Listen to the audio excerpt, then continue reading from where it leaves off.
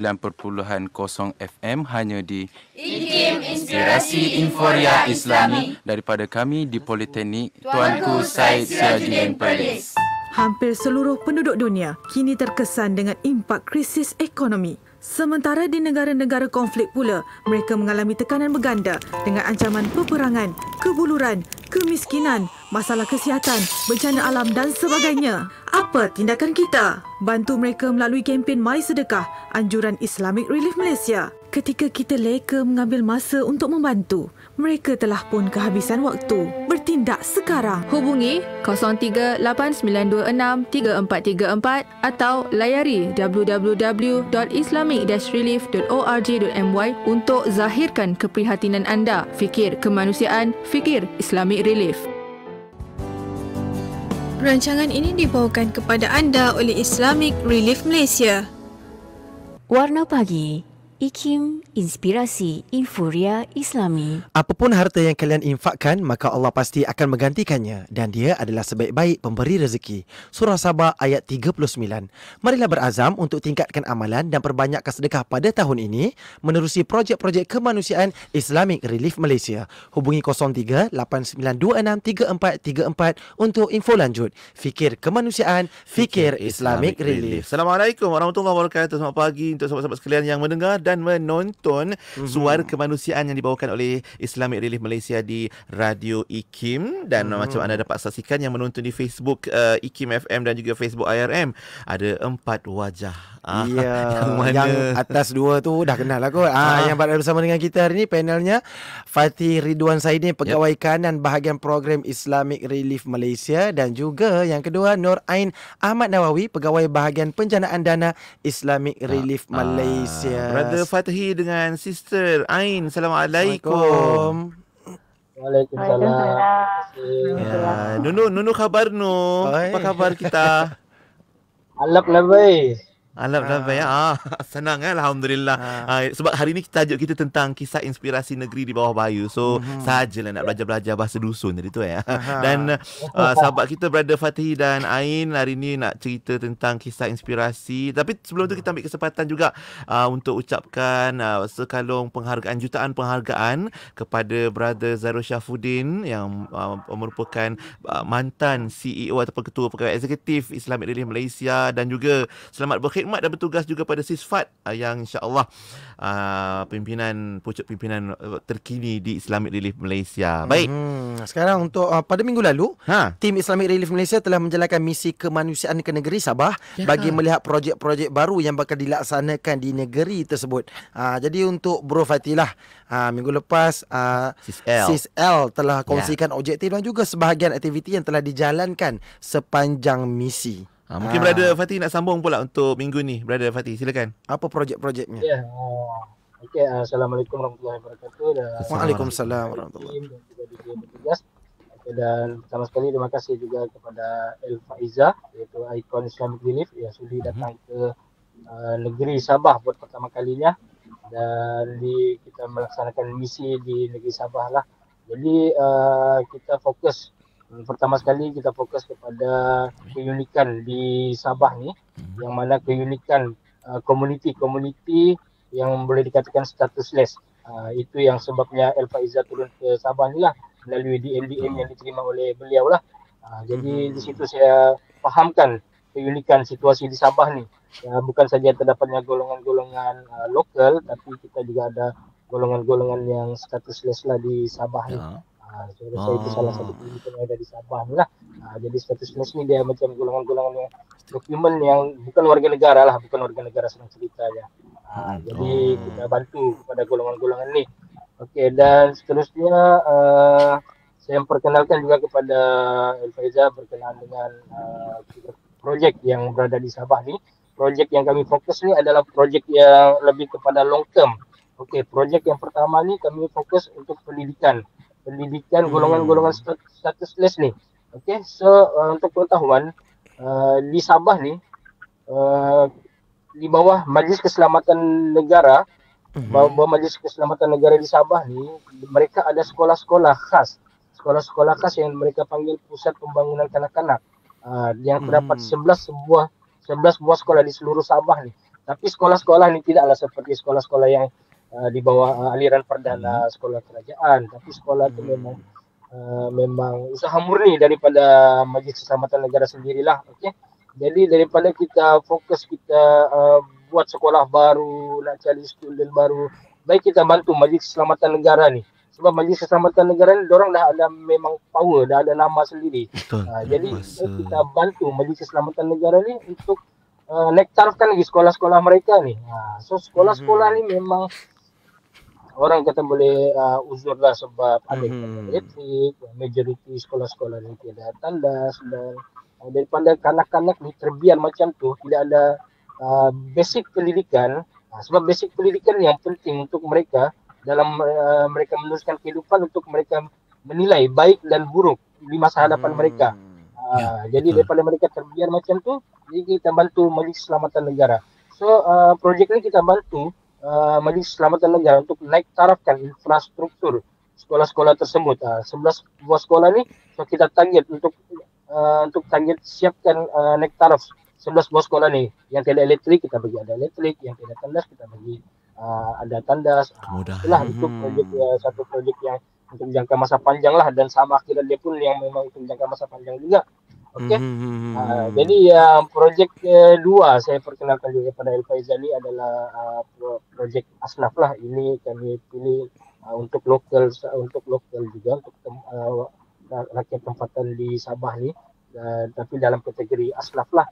Jadi kita cuba tingkatkan ekonomi mereka, tingkatkan ilmu mereka supaya mereka boleh keluar daripada kepompong sebelum ni lah. Jadi kami cuba buat satu projek iaitu hidroponik, kerjasama dengan Tuan Azizul Julirin, iaitu kita punya konsultan lah di daerah Kundasang. Ya, jadi kita akan cuba bina satu greenhouse, satu farm, mungkin dalam keluasan 1,200 square feet, dan kita akan pilih asnaf-asnaf yang boleh bekerja di dalam tu, yang boleh bekerja, dan sambil bekerja kita bagi gaji, sambil tu kita bagi tempo contoh setahun. Dia hanya bekerja dalam masa setahun tu saja, tapi dalam masa setahun tu kita bagi allowance, kita bagi gaji, kita bagi juga ilmu paling penting. Kita bagi ilmu supaya selepas setahun tu dia boleh keluar daripada program ni, dia boleh bina sendiri, dia punya farm sendiri kah. Tapi kita juga akan sediakan exit plan untuk dia, untuk peserta ni.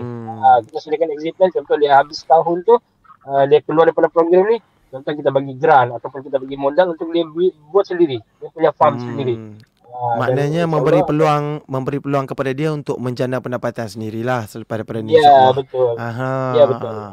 Itu antara dua projek jangka masa panjang yang kami akan target akan buat dalam tahun ni juga, insyaAllah. InsyaAllah. Tahniah. Maknanya sebab bila kita cerita tentang sahabat-sahabat kita yang disantuni, termasuk mereka yang berkedudukan atau status stateless ni, mereka pun ada masa depan, mereka nak belajar, mereka perlukan kemudahan-kemudahan. Jadi insyaAllah kita sediakan kemudahan ini menerusi misi-misi Islamic Relief Malaysia. Sis Ain pun baru ni sempat ke Sabah.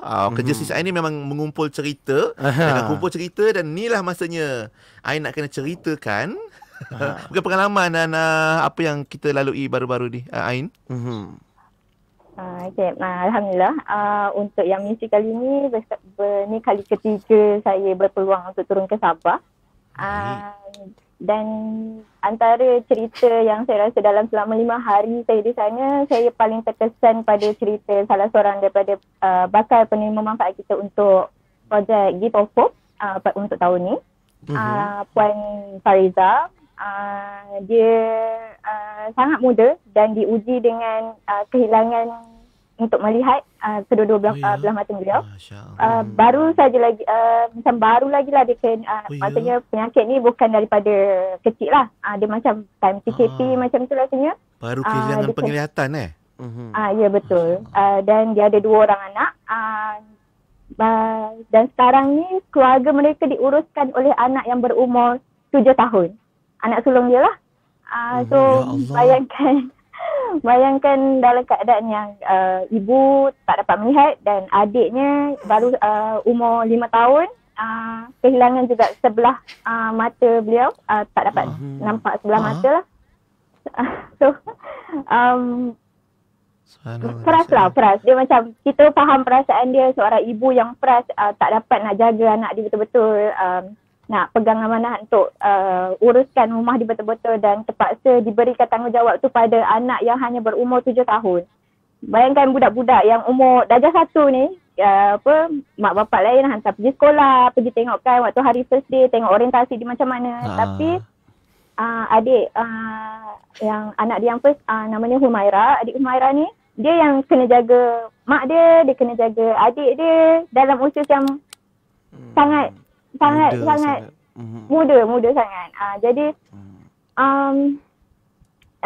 lepas dia kena penyakit tu dan itulah anak dia terpaksa ni, bayangkan di rumah adik Humaira kena tanggung uruskan semua anaknya, tapi di sekolah pula lain pula ujian dia, diejek, dibuli, banyaklah dia punya ujian yang dihadapi oleh keluarga. Keluarga tu lah. Jadi daripada situ Islamic Relief dan Brother Fatih sendiri buat penilaian dari segi apa yang kita kena bantu, dari segi apa yang mereka sangat-sangat perlukan waktu ni. Sebab banyak sebenarnya penilaian yang bukannya kita tengok hanya sekadar dari segi diorang punya pendapatan ke, bukan hanya segi diorang punya rumah ke, kekurangan-kekurangan yang macam tu kita. So kriteria tu banyak yang kita tengok untuk kita bantulah. Dan saya rasa Puan Fariza ni antara yang saya rasa macam paling kalau saya kat tempat dia, saya rasa saya tak boleh kot bagi saya lah. Itu antara yang saya rasa. Itu cerita. Itu baru satu kisah daripada banyak cerita yang dikumpulkan oleh Ain sepanjang misi yang dijalankan. Kejap lagi kita akan cerita pula tentang apa kriteria. Kalau tadi Ain sebutkan Brother Fatih akan pastikan kriteria ini dipenuhi sebelum bantuan diterima oleh para penerima manfaat. Dan yang paling pasti bantuan-bantuan tersebut juga datang daripada anda penyumbang dermawan yang bermurah hati membantu dan menyumbang menerusi kempen-kempen Islamic Relief Malaysia. Jadi insyaAllah kita akan berehat sebentar. Tarik nafas kejap. Kita kembali selepas ini bersama dengan Ikim di Ikim Inspirasi Inforia Islam. Hampir seluruh penduduk dunia kini terkesan dengan impak krisis ekonomi. Sementara di negara-negara konflik pula, mereka mengalami tekanan berganda dengan ancaman peperangan, kebuluran, kemiskinan, masalah kesihatan, bencana alam dan sebagainya. Apa tindakan kita? Bantu mereka melalui kempen Mai Sedekah, anjuran Islamic Relief Malaysia. Ketika kita leka mengambil masa untuk membantu, mereka telah pun kehabisan waktu. Bertindak sekarang. Hubungi 0389263434 atau layari www.islamic-relief.org.my untuk zahirkan keprihatinan anda. Fikir kemanusiaan, fikir Islamic Relief. Bercucuk tanam, Milagro berbunga-bunga, Milagro subur menghijau dengan Milagro. Baja Milagro, baja organik, tanaman sayur dan buah-buahan tumbuhnya cepat dengan Milagro. Guna baju Milagro. Dapatkan dari ejen seluruh Malaysia. Layari Facebook baju Milagro untuk info lanjut. Milagro, booster tanaman anda. Hasil cepat, hasil berganda. Dari kecil, ayah adalah segalanya bagi saya. Apa yang ayah buat, saya pun buat. Ayah minat melukis, saya pun minat. Ayah suka manisan, saya pun suka. Ayah suka makan apa saja, saya pun sama. Sehinggalah ayah didapati tidak lagi sihat seperti dulu. Kini, saya memilih gaya hidup serta pemakanan yang lebih seimbang. Begitu juga dengan ayah. Untuk nasi, kami memilih beras Faiza Taj Mahal. Ia lebih sesuai untuk kami sekeluarga. Amalkan gaya pemakanan yang lebih sihat dari sekarang. Beras Faiza Taj Mahal, kurang kanji serta tinggi serat. Kepada warga negara Malaysia yang berkelaikan, anda dijemput untuk mengisi kekosongan sebagai pemandu grade H11 di Institut Kefahaman Islam Malaysia. Calon-calon hendaklah berumur tidak kurang daripada 18 tahun pada tarikh tutup iklan jawatan, memiliki kelulusan pentaksiran tingkatan 3, penilaian menengah rendah atau kelaikannya diiktiraf setaraf dengannya, serta memiliki lesen memandu sekurang-kurangnya kelas B2 yang dikeluarkan oleh Jabatan Pengangkutan Jalan. Mempunyai tidak kurang dari 2 tahun dalam bidang berkenaan. Antara bidang tugas ialah memeriksa dan memastikan kenderaan berada dalam keadaan baik sebelum memulakan pemanduan, membersih dan menyelenggara kenderaan yang dihaskan setiap pagi dan melaporkan kepada penyelia pemandu jika terdapat kerosakan. Kemukakan permohonan anda kepada Unit Modal Insan Institut Kefahaman Islam Malaysia sebelum atau pada 22 September 2022. bicara bermanfaat berbagai segmen, rancangan dakwah setiap hari, lagu-lagu Islami sepanjang masa. Dengarkan di IKIM, Inspirasi Inforia Islami. IKIM Inspirasi Inforia Islami, suara kemanusiaan yang dibawakan oleh Islamic Relief Malaysia. Juga hari ini 5 September juga merupakan hari antarabangsa, hari kebajikan antarabangsa, International Day of Charity. Jadi kita raikan, hargailah para pejuang kemanusiaan kita, termasuk sahabat-sahabat di IRM. Dan bersama-sama dengan kita hari ini Bro Fatih dan juga Sis Ain, kita nak sambung balik perbincangan tadi. Jadi kita pergi kepada Bro Fatih lah. Boleh sebut tadi tentang kriteria untuk memberi sumbangan kepada seseorang itu. Macam mana penerima manfaat atau penerima bantuan. Dan mungkin kalau boleh combine sekali kisah daripada Brother Fatih pula pagi ni, Brother. Silakan. Okey, dengar ya? Boleh dengar? Dengar. Clear bah? Okey, pertama sekali untuk kami menilai kriteria untuk penerima manfaat ni, of course lah, pertama sekali kita mesti turun ke lapangan untuk berjumpa. Memang orang kata apa, face to face, lutut bertemu lutut. Jadi memang kena jumpa depan-depan. Jadi situ dari orang kata heart to heart juga, kita kena bercerita dengan mereka untuk faham situasi mereka lah sebenarnya. Daripada situ, daripada penceritaan kita tu baru kita boleh menilai, baru kita boleh masukkan dalam faktor-faktor yang telah kita tetapkan. Contohnya pertama sekali dari segi rumah dia macam mana. Okey, lepas tu kita tengok pula daripada sumber pendapatan beliau. Ya, paling penting juga kita tengok juga isi keluarga dalam rumah tu. Contoh kalau dalam di Sabah ni memang selalu juga kalau kita tengok dalam satu rumah tu pun kadang-kadang ada dalam 3-4 family duduk dalam tu. Kadang-kadang ada dalam sampai 20 orang, tapi sumber pendapatan hanya seorang dia ada sumber pendapatan. Ya Allah. Kita kena ambil kira juga benda tu. Ada cara, ada calculation dia tu. Lepas tu kita tengok juga dia punya anak-anak sekolah, sebab itu semua tu memakan kos juga. Anak-anak sekolah macam mana, berapa orang yang bersekolah. Kalau yang tak bersekolah tu, kalau dari segi umur dia sekolah atau dari segi umur dia layak atau sekolah, itu pun kita kena ambil kira juga. Barulah kita boleh kategorikan mereka ni dalam asnaf kategori yang macam mana, sama ada dia fakir miskin, sama ada dia ibu tunggal. Dan paling penting di situ itulah, kami di Islamic Relief Malaysia ni memang kami akan turun untuk tengok dulu depan-depan. Okay? Tengok sendiri ya? Memang kena tengok sendiri. Jadi contohnya ada satu keluarga di Sabah ni, ini dari 2017 lagi kami kita sudah bantu. Keluarga ni dia tak ada ibu bapa, dia hanya yatim piatu. Yatim piatu tiga orang keluarga yang diketuai oleh adik Ibrahim lah. Adik Ibrahim, lepas tu dia ada adik Jamalul, dan yang bongsu ketiga adik Munawwarah. Diuji pula dengan dorang mereka ni yatim piatu semenjak dari kecil lagi. Ibu bapa mereka dah meninggal dalam selang masa yang terdekat. Jadi adik Ibrahim ni terpaksa tidak sambung pelajaran dia di UiTM untuk menyara adik-adik dia ni lah. Diuji lagi adik dia ni yang bongsu dia ni tidak boleh mendengar, ada masalah pendengaran. So memang ada cut OKU. Jadi pihak Islamic Relief kita bantu adik Munawwarah ni, bagi dia alat bantuan pendengaran, dan alhamdulillah dengan alat bantuan tu dia boleh mendengar dan automatik dia boleh bercakap. Sebab selama ni dia tak boleh bercakap sebab dia tak mendengar. Jadi kita bagi dia alat bantuan pendengaran dan dia boleh mendengar semula. Lepas tu kita bantu baik di rumah, dan kita bantu adik Munawwarah ni untuk teruskan pelajaran dalam bidang skill. Kita hantar dia ke sekolah yang boleh ajar dia untuk bakery, untuk buat kek macam itulah. Dan terakhir sekali kita bantu keluarga ni, adik Ibrahim ni, untuk dia set up dia punya bisnes. So masa tu kita dah hantar adik Munawwarah ni untuk bisnes, untuk belajar bakery. Jadi adik ni setuju untuk buat perniagaan kek. Jadi kita bagilah kedai bisnesnya di mana tu, Fatih? Di Kota Belud. Di Kota Belud. Di daerah Kota Belud. Jadi saya dah berapa ingat nama kedai dia sudah tu.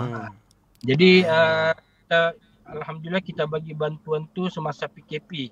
Kita bagi memang diuji PKP lagi. Jadi kita bagi barang seperti chiller, oven dan alat bekas buat kek lah. Dan alhamdulillah keluarga ni sudah bertahan bisnes dia ni sudah 4 tahun. Jadi dah sampailah sekarang dia bisnes dia tu sudah sampai 4 tahun lebih, dan saya baru dapat tahu awal bulan Ogos, awal bulan lepas dia telah buat satu kedai lagi, iaitu Borneo Optik. Dia masuk dalam kacamata pula lagi.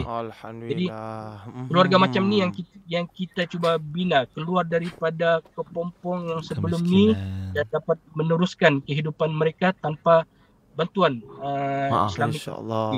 Jadi perkembangan keluarga macam ini yang boleh mendapatkan saya kepuasan dalam yang kemanusiaan ni. Masya Allah, terbaik Fatihi dan sahabat-sahabat kita. Bantuan yang diberi oleh Islamic Relief Malaysia ni bukan sekadar dalam bentuk sumbangan, tetapi juga membuka jalan bagi mereka ini mencari pendapatan sendiri. Mana tahu lepas ni berada adik Ibrahim dan adik-beradiknya tu boleh bantu orang lain pula lepas ni untuk sama-sama berusaha dan juga insya-Allah terus dibantu. Dan mungkin lain pula sebab tadi kita cerita hari ni International Day of Charity di Islamic Relief, juga ada usaha-usaha di peringkat antarabangsa. Mungkin apa antara usaha yang berikutnya ataupun yang sedang dijalankan Ain selain daripada projek tempatan ni? Baru-baru ni kita tahu apa yang jadi dekat Pakistan, berlaku bah besar dekat sana. So pagi tadi kita ada satu posting mengenai Pakistan lah. Setakat ni dalam 33 juta terjejas macam tu dan 1000 nyawa terkorban di sana. Dan sekarang ni buat masa ni Islamic Relief Pakistan dah mengagihkan barang-barang emergency lah, macam khemah, tarpaulin, macam food pack, barang-barang kecemasan lah, antara benda-benda yang perlu lah dalam waktu menghadapi musibah ni kan. So jadi itu antara yang terbaru rayuan untuk Pakistan. Jadi kalau siapa yang nak tengok update-update terkini boleh terus ke social media di Islamic Relief Malaysia lah, Facebook dan Instagram, ada juga di Twitter. Selain tu kita ada juga kempen rezeki bersama, My Sedekah yang kita akan jalankan sampai hujung tahun ni insyaAllah. Lepas tu kita ada juga perkhidmatan pemotongan auto debit dan angkasa. So siapa yang berminat untuk macam tak ingat kadang-kadang nak tiap bulan tu nak sedekah tapi macam ada je celus ke apa ke. So kalau nak senang boleh terus pergi ke auto debit lah. Boleh contact terus WhatsApp center kami dan pegawai kami akan terus attend anda lah. Lepas tu ataupun ada soalan-soalan lain nak tanya, bukan saja pasal kempen ke ataupun cara nak donate ke apa-apalah, ataupun sekadar nak bersembang dengan pegawai kami ke, boleh terus ke hotline kami 0389263434 ataupun terus je kalau nak lagi cepat boleh terus ke WhatsApp center. So itu antara kempen-kempen yang sedang kita jalankan lah waktu ni. InsyaAllah. WhatsApp center 0196379788.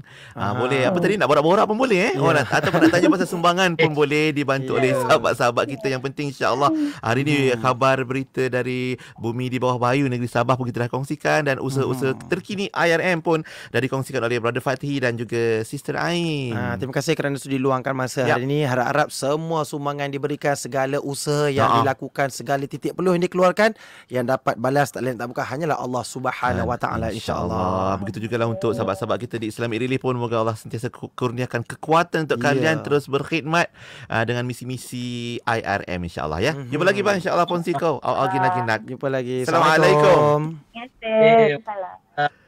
Insya-Allah. Itu dia suara kemanusiaan kita hari ini.